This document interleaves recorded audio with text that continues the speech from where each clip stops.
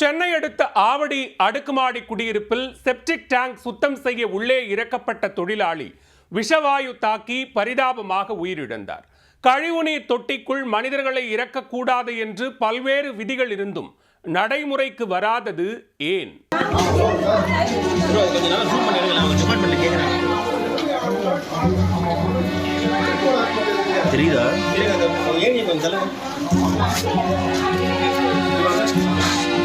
தண்ணி வேற ஏறிட்டே இருக்குப்பா.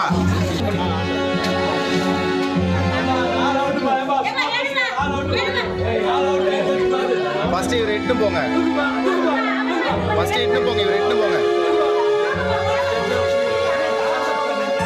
திருவள்ளூர் மாவட்டம் ஆவடி மாநகராட்சிக்குட்பட்ட நடேசன் 3வது தெருவில் ஒரு அடுக்குமாடி குடியிருப்பு உள்ளது. அம்பத்தூர் கோவிந்தராஜ் தெருவைச் சேர்ந்த சுரேஷ் என்பவர் வீட்டை சுத்தம் செய்யும் பணிக்காக அங்கு சென்றுள்ளார். அடுக்குமாடி குடியிருப்பு வாசிகள் கேட்டுக்கொண்டதால் அங்கிருந்த செப்டிக் டேங்கை சுத்தம் செய்யும் பணிக்கு சுரேஷ் சம்மதித்திருக்கிறார். கழிவுநீர் தொட்டியை மூடியை திறந்து சுரேஷ் ஏணி மூலம் உள்ளே இறங்கிய சில நிமிடங்களில் விஷவாயு தாக்குதலில் மயக்கமடைந்தார். வெளியே நின்று கொண்டிருந்த அவரது நண்பர் ரமேஷ் சுரேஷை மீட்க முயற்சிக்க அவரும் விஷவாயு தாக்குதலில் மயக்கமடைந்தார்.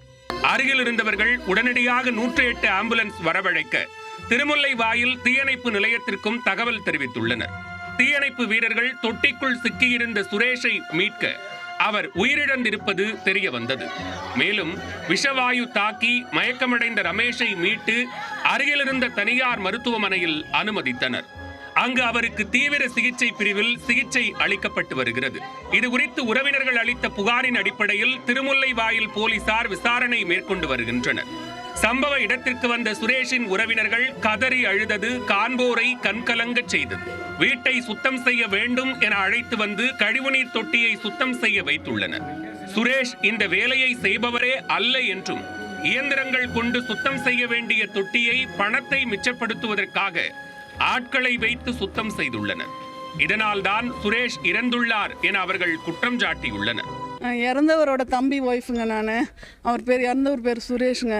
அவர் வந்து ஏதோ ஹெல்பிங் வேலைக்கு ஏதோ கூட்டிகிட்டு வந்துட்டு செப்டிக் டேங்க் இறக்க விட்டுருக்காங்கங்க.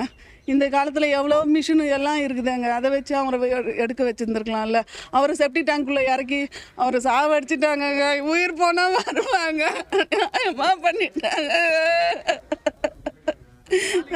அந்த வேலைக்கு எவ்வளோ மிஷின் எல்லாம் இருக்குதுங்க.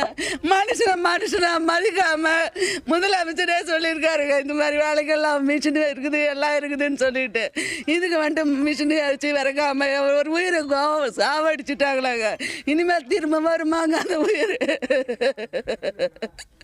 அவருக்கு நான் தான் சாப்பாடுலாம் போட்டு பார்த்துப்பேன் செய்வேன். மத்தியானம் நைட்டு கூட சாப்பிட்டு தாங்க வந்தார்.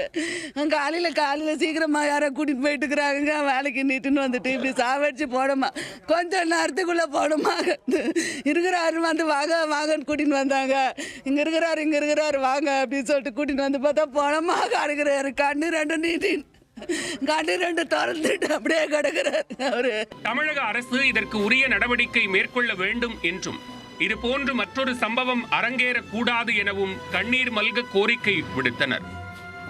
சுரேஷ் இறந்த தகவல் அறிந்ததும் அடுக்குமாடி குடியிருப்பில் வசித்தவர்கள் தங்களது வீடுகளை பூட்டிவிட்டு அங்கிருந்து வெளியே சென்று விட்டனர். Sewage tank is a waste water tank. Okay. Exactly இது accidental fall அப்புறம் one person is giving statement in the hospital.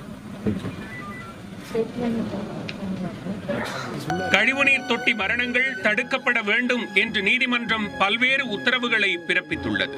ஆனால் தடுக்கும் வழிமுறைகள் இன்னும் நடைமுறைக்கு வராதது வருத்தம் அளிக்கிறது.